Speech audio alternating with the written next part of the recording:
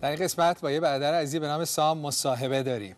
خوبی کار اینترنت و اسکایپ اینه که در این برنامه‌های زنده میتونیم همه جای دنیا بریم، با هر کسی صحبت بکنیم. اگر خود شما میخواید با شما مصاحبه کنیم، نه فقط داستان زندگیتون رو بگید، اگر مورد خاصی است، اگر خدا کار خاصی برای شما کرده و میخواید اون رو با دیگران در میون بگذارید، با ما تماس بگیرید. و سیامک عزیز که الان تو برنامه دیدید، ایشون با شما در تماس خواهند بود که با هم همکاری کنیم و ایشون این مصاحبه رو ترتیب میده که هر روز و هر هفته و تو هر برنامه با افراد مختلف در تمام دنیا صحبت کنیم. حتی یکی دو بار شده که افراد غیر مسیحی بودن. اگر برکتی هست، اگر چیزی هستش که بتونیم یاد بگیریم، یاد میگیریم.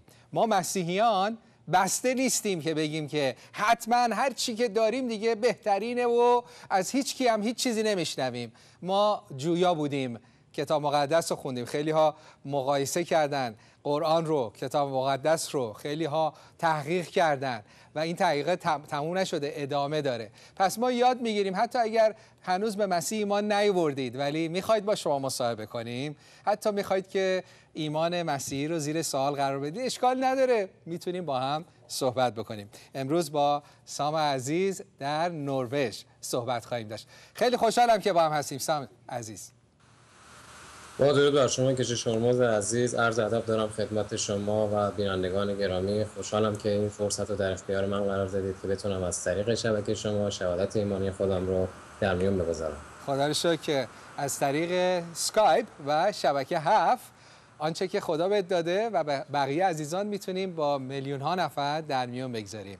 پس داستان زندگی تو بشنویم. شاید خیلی از شما در موقعیتی هستید که سام عزیز بود یا هست. پس با دقت گوش کنیم ببینیم شاید خدا با من و شما هم در این شهادت صحبت کنه. بفرمایید عزیز. بله کسی شما عزیز، قبل از هر چیز بهتره که من اینجا به شما بگم که شما حق بزرگی رو، کار بزرگ و لطف بزرگی رو در حق خانمم انجام دادیم. ایشون با مادرشون مشکل داشتن و ایشون تونستن از طریق شبکه شما با مادرشون ارتباط برقرار کنن و ما بیشترین تشکر رو نسبت به شما داریم و از شما خیلی سپاسگزاریم به خاطر این لطفی رو که در حق خانمم کردید. خدا رو شکر، خوشحالم که تونستیم این کارو بکنیم. خب از خودت بگو. شاید یه چیزم بگم، بعضیا شاید داستان رو ندونن ولی بعداً میخوام که خانمتون با مادرشون بیان و این داستان رو با هم دیگه بگن. وقتی که مادر اومد به شما سر بزنه به ما خبر بدید. یه بار دیگه هم این داستان رو مرور خواهیم کرد. بعضیا میدونن، بعضیا هم نمیدونن، ولی امروز میخوام از خود شما بشنویم. بفرمایید. حتما. من در یک خانواده مسلمان به دنیا آمدم. مادرم خیلی مذهبی بود ولی پدرم با مذهب فاصله داشت. پدرم زیاد مذهبی نبود. خود من هم تا اونجا که به یاد دارم بیشترین تکالیف مذهبی رو و مراسم‌های مذهبی رو در مدارس گذروندم و انجام دادم. اشتیاق زیادی رو نداشتم نسبت بهش، چون که کلاً مذهب اسلام واسه من خیلی هراس‌انگیز بود. اون خدایی رو که ترسیم کرده بودن و توی کتاب‌ها ازش گفته شده بود واسه من خیلی هراس‌انگیز بود و من نمیتونستم ارتباط خوبی رو باهاش برقرار کنم. یادم در دوران دبیرستان بودم که یکی از دوستانم کتاب دو قرن سکوت رو به من معرفی کرد. اون کتاب رو خوندم و چشمم نسبت به خیلی از حقایق باز شد. بعد از اون کتاب‌های دیگه هم بود که اونا هم مطالعه کردم و کلاً نظرم نسبت به اون مذهبی رو که داشتم بسیار عوض شد. و این بود که همون کارهایی هم که به اجبار انجام میدادم، همون تکالیفی هم که به اجبار انجام میدادم بالکل قطع کردم و در کل یه گرایشات خدا ناباورانه در من ایجاد شد. بله و این متوجه هستم و میدونم خیلی از جوانای ایرانی و حتی حالا بگیم جوان اصلا کل مردم ایران خیلی هاشون این سفر روحانی تو رو شاید اوایلشن، شاید وسطشن، شاید اصلا رفتن، ولی با این شروع شده، با این شروع میشه که یک شخص میگه خب من این آنچه که به من گفتن رو دارم انجام میدم، مذهبم رو دارم انجام میدم. مذهبم من میگه نکن نکن نکن، خب نکردم. تازه خیلی هاشم نتونستم نکنم، کردم، کامل نبودم، ولی چی به من اضافه کرد؟ آرامش داشت، بعد به اضافه کنه ندارم، آرامش ندارم، خوشی ندارم، خنده ندارم، حتی حضور خدا ندارم. بعد به این نتیجه منطقی که شما رسیدید میرسن که میگن خب اینو چرا بکنم؟ هی میگه نکن نکن، از همه خوشی‌ها بزن، هی میگیره، چیزی هم به من نمیده. پس میذارمش کنار. شما این کاری کردی درسته؟ بله. بعد چی شد؟ من با توجه به اون چیزهایی رو که در اطرافم دیدم، مخصوصا توی ایران ما که امروز یک حکومت اسلامی در اونجا حاکمه و با اون چیزهایی که من دیدم واقعا خیلی نسبت به اون مسئله فاصله گرفتم و میگم به مرور من باعث شد که یه گرایش‌های خوداناباورانه در من ایجاد بشه. این مسئله تا زمانی ادامه داشت که من با همسرم هم آشنا شدم و زمانی که با همسرم ازدواج کردیم بر سر این مسئله هم هیچ مشکلی نداشتم و من هیچ احساس گناهی نمی‌کردم، چون هر کاری که دوست داشتم انجام میدادم، هر جور که دوست داشتم رفتار می‌کردم و یه جورایی بیخیال از همه چیز بودم. به خودم میگفتم با خدا باش پادشاهی کن، بی خدا باش هر چه خواهی کن. بله، این بازم این صحبتیه که خیلی ها میکنن، میگن بابا مذهب آدمو محدود میکنه، به اسارت در میاره، بذارش کنار، برو دنبال دل خودت. تو که نمیتونی هر کاری هم بکنی بالاخره همون مذهب تو رو محکوم میکنه. خیلی قشنگه این سفر روحانی که میگی. خیلی از مردم ایران دارن به اونجا میرسن و بعضیا رسیدن و حتی اون رو هم امتحان کردن. پس به جایی رسیدی گفتی حالا هر چی دلم خواست انجام میدم. آیا راضی شدی؟ اون موقع بله. بعد چی شد؟ الان که فکرشو میکنم با این شرایطی که الان دارم خب نه، ولی اون موقع بله. بله. به هر حال یه دوره گذشت و با اون بحران‌هایی که من پشت سر گذاشتم، من به خاطر یه سری از مشکلات و شرایط حساسی که داشتم مجبور شدم ایران رو ترک کنم و بر حسب اتفاق به نروژ اومدم. زمانی که به نروژ اومدم اون اوایل خب من احساس آزادی بیشتری کردم، احساس امنیت بیشتری کردم و آزادی من خیلی بیشتر شد. ولی خب مدتی که گذشت باعث شد که من دچار یک سری مشکلات عاطفی بشم و روزهای گذشت که من افسرده بودم و خیلی غمگین بودم، خیلی خسته بودم و احساس پوچی کامل می‌کردم و طوری بود که هیچ چیز دیگه نمیتونست منو به قولم ارضا کنه. خلاصه این مسائل ادامه داشت تا زمانی که من به الکل اعتیاد پیدا کردم. هر روزم با خوردن الکل شروع می‌کردم و کلاً شب و روزم شده بود الکل. هیچ نقطه روشنی توی زندگیم نبود و خلاصه یک سالی به این منوال گذشت. بله، بازم سفریه که خیلی حالا الکل بعضی در ایران به اعتیاد میکشن، در حقیقت همینه. خیلی که معتادن میگن بابا اون ورش امتحان کردیم مذهبشو، اون مسیحیت هم یه مذهبه اونم نمیخوایم امتحان کنیم، الکل، مشروب، روابط جنسی، همین دارم امتحان میکنن و همینطور میگی اولش شاید خوب باشه ولی میگی به پوچی رسیدم، درسته؟ بله. بعد چی شد؟ خب خیلی شرایط سختی بود. البته من اینو ذکر کنم که اون تون دوران خانم من چون از همون اول که اومده بودیم اینجا ایماندار بود و تو اون روزها من با خانمم یادم گاهی اوقات به کلیسا میرفتم، چون که من مجبور بودم واسه خانمم ترجمه کنم، چون خانمم به زبان نروژی زیاد واقف نبود و اونجا که میرفتم خیلی از خادمان کلیسا با من صحبت میکردن در مورد عیسی مسیح، در مورد کتاب مقدس، در مورد مسیحیت. ولی خب من اون موقع اهمیت چندانی نمیدادم. حتی به یاد میارم این نکته خیلی جالبه، حتی به یاد میارم روز زمانی که خانمم میخواست زایمان کنه یه مشکلی ایجاد شد در کار زایمان و اون روز یادم روز یک شنبه بود. خیلی‌ها در کلیسا واسه ما دعا کردن و به من زنگ می‌زدن و میگفتن که ما در دعا هستیم واسه شما.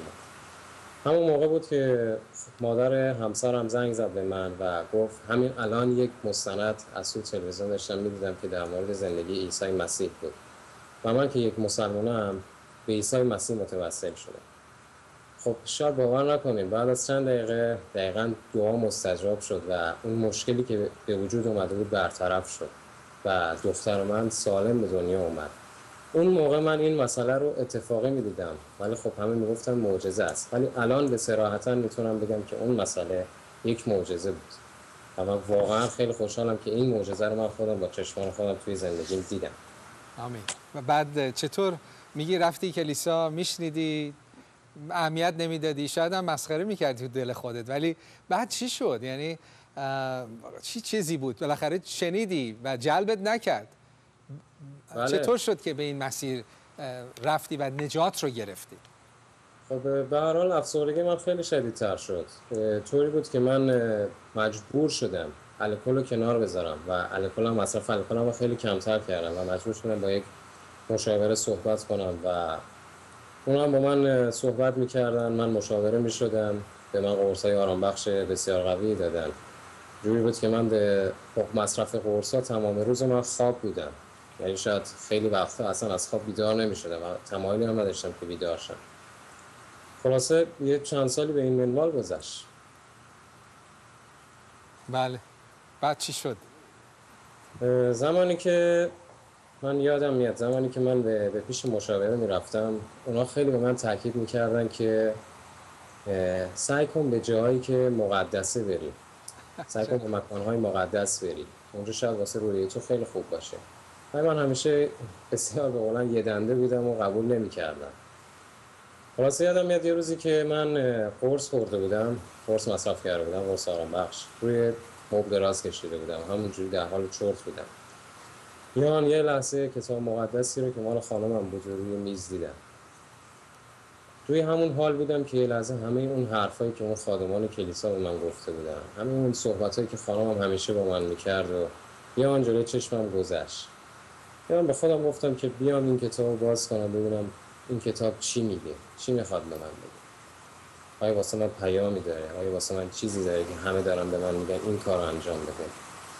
جالب بدونید زمانی که من کتاب رو باز کردم، کتاب مزامیر باب 130 بود. یعنی من جلوی چشمم دیدم. شروع کردم به خوندن. وقتی که خوندم احساس خیلی عجیبی کردم. احساس میکردم اون چیزی که الان دارم میخونم حرف دل خودمه. چون دقیقا اون شرایطی که من بودم رو داشتم میخوندم و انگار من بودم که داشتم دعا میکردم و از خدا طلب استجابت دعایمو میکردم. خلاصه زمانی که اونو خوندم احساس خیلی عجیبی بهم دست داد و باز هم شروع کردم به خوندن. شاید حدود نیم ساعت بود همینجور من داشتم کتاب مقدس رو میخوندم. اصلا یه احساس آرامشی به دست آوردم که شاید الان قابل توصیف نباشه مثلا. بله. خلاصه بعد از اون بود که من با خانمم در موردش صحبت کردم و همسرم بهم گفت که به معجزه عیسی مسیح شک نکن. بعد از اون بود که هر بار که به کلیسا میرفتم و اونجا واسه من ایمانداران دعا میکردن، هر باری که دعا میکردم واسه من یه احساس عجیبی به من دست میداد، یه احساس آرامش خیلی خوبی رو به من دست میداد که با سریای قبلی خیلی فرق می‌کرد. خب چون من قبلا هم اونجا میرفتم ولی خب مثل الانی که بودم بهم به قولن آرامش دست نمیداد.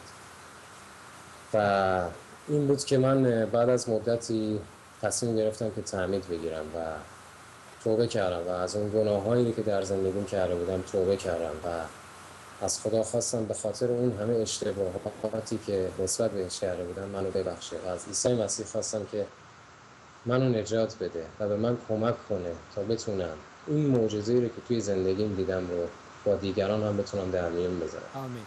که الان داری این کارو میکنی، از طریق تلویزیون این معجزه رو با دیگران در میون میگذاری. در آخر میخوام ببینم پیغامی داری، همین جمله‌ای که گفتی میخوای اینو با دیگران در میون بگذاری، چی داری به دیگران بگی؟ چی داری به مردمی که مسیر تو رو رفتن؟ میگم مذهبش رو امتحان کردم، پوچیش هم امتحان کردم، بی خداییش رو امتحان کردم، دنبال خدا بودن یا مذهبی بودنش رو هم امتحان کردم، به پوچی رسیدم، الکلش هم امتحان کردم، مواد مخدرش هم امتحان کردم. چی داری براشون بگی؟ چی تو قلبته؟ بفرمایید. خب کش شما عزیز، امروز من خیلی خوشحالتر از هر روز دیگر هستم. امروز دیگه الکل مصرف نمی‌کنم، دیگه به مشاوره نیازی ندارم، دیگه قرصای روانگردان و قرصای آرامبخش مصرف نمی‌کنم و چون عیسی مسیح با منه، چون همیشه با منه و اون منو لمس میکنه و من اونو لمس میکنم و هیچ نیازی به هیچ کسی دیگر ندارم، چون عیسی مسیح با منه. در آخر دوست دارم به تمام کسانی که در بحران‌های عاطفی هستن و مشکلات روحی رو دارن و مثل من هستن بگم که ناامید نباشن و بدونن که همیشه خدا باهاشونه، خدا کنارشونه و فقط کافیه که به عیسی مسیح ایمان بیارن و اونه که میتونه قلبشون رو لمس کنه و بهشون کمک کنه و اونا رو نجات بده. چون عیسی مسیح نجات دهنده بشریته. آمین. خیلی ممنون برای پیغامت. خوشحالم این وقت رو با هم داشتیم. منم یه جمع‌بندی میکنم ولی همسر عزیزت سلام برسون و دوباره شما رو خواهیم داشت. اون قسمت آشتی کننش خیلی قشنگه ولی این پیغامت عالیه. پیغامی که میگه عیسی مسیح اومد تا ما رو آزاد کنه و شفا بده. فعلا خداحافظ تا بعد. منم از شما سپاسگزارم. خدا نگهدارش. قربان شما. بله. چه پیغام قشنگی عزیزان. سام الکل مصرف نمیکنه. نه اینکه الکل بگی حرومه حالا دلش بخواد بعد بگی نه دست نزن حرومه میری جهنم. نه این نیست. الکل مصرف نمیکنه چون اصلا احتیاجی نداره، چون بهترش رو به دست آورده، آرامش رو به دست آورده، شادی رو به دست آورده. مذهب میگه که نکن و بدترین مذهبم مذهب مسیحیته. از همه بیشتر بکن نکن داره، چون بقیه مذاهب میگه خب حالا نمازتو بخون، به این دست نزن. مذهب مسیحیت میگه فکر ناپاک هم نداشته باش. حالا ما ممکنه بگیم نماز باشه 5 بار رو میخونم، ولی کدوم یک از ما میتونیم بگیم که من باشه دیگه فکر ناپاک ندارم؟ کی میتونه فکرش رو کنترل کنه؟ مذهب مسیحیت بدترین مذاهبه و شما رو دعوت نمی‌کنم بیایید مذهب مسیحیت رو به دست بیارید. مسیح نیامد مذهب بیاره. مسیح اومد گفتش که آمدم شفا بدم، اومدم نجات بدم، اومدم آزاد کنم اسیران رو. عیسی مسیح میگیم بیا به عیسی مسیح ایمان بیار، این نیست که حالا جزء ما یه علامت بزن یکی دیگه هم ایمان آورد. مسئله خیلی بزرگتر از این هاست. مسئله اینه که عیسی مسیح نجات دهنده دنیاست، مذهب نیورد. بیا نجات رو بگیر. تو به مذهب احتیاج نداری، تو به نجات احتیاج داری. از اون غمت، از افسردگیت، از اعتیادت یک نفر بیاد تو رو نجات بده و خدا نجات دهنده توست. عیسی مسیح، شما کتاب متی رو بخونید، عیسی مسیح ضد مذهب بود. اونایی که در مذهب اذیت شدید برید کتاب متی رو بخونید، انجیل متی، برای مسیح هورا میکشید. انقدر این مذهبیون رو میزنه، انقدر مخالف اوناست که برای همین هم به صلیبش کشیدن. کتاب مقدس کتاب مذهب نیست، کتاب شفاست، کتاب آزادیه، کتاب عشقه. کتاب انجیل رو بخونید و بگذارید عیسی مسیح نجاتت بده. دست خودته. این سفر روحانی سام رو شنیدی. هر کدوم از ما یک سفر روحانی داریم، ولی به بیراهه نرید. برو به هدف، برو به عیسی مسیح نجات دهنده، نه حضرت عیسی مسیح پیامبر. عیسی مسیح نجات دهنده، او تو را نجات خواهد.